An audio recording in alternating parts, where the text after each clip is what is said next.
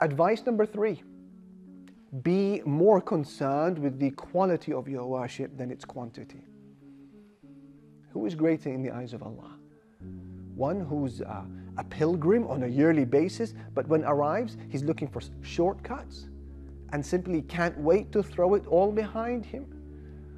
Or is it the pilgrim who has barely enough money to catch a bus ticket, let alone a flight for Hajj, but observes the pilgrims on TV as pain tears into his heart and he cries his eyes out, wishing to be with them? Who, I ask you, is dearer to Allah from these two individuals?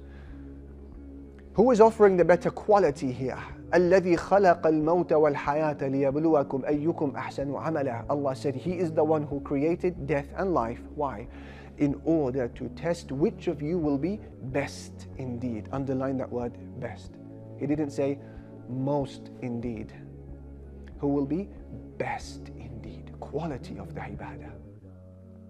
And you will be amazed at the 21st century express versions of Hajj, where some will arrive at the very last hour of the day of Arafah, and they will sit at the very edge of the boundaries. Then, when the sun has set, they go back to their hotels and relax. Is this the Hajj that Allah wants? What about Muzdalifah, you ask? They say, yeah, it's okay, I can compensate for it by giving a sacrifice. Okay, what about the nights in Mina? Yeah, I can compensate for that by giving a sacrifice. What about the pelting of the stones, the jamarat? He says, yeah, I can compensate for that by giving a sacrifice. So what's left for him? What's left exactly? Well, what's left is a tawaf and a sa'i. So, in other words, he's going to remain in the comfort of his hotel room or his home city and returns back for tawaf and sa'i when the congestion has lessened. That's the end of his Hajj. He didn't shed a sweat. He didn't fatigue in the least.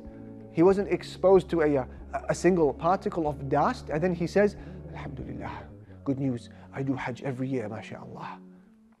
Akhil Kareem, there's more to Hajj than that. Focus on the quality of your Hajj, your sincerity, your presence of heart, your sense of bankruptcy to the King, as opposed to offering Allah Almighty loose change and then priding yourself for that. Focus on the quality of your worship, not so much the quantity.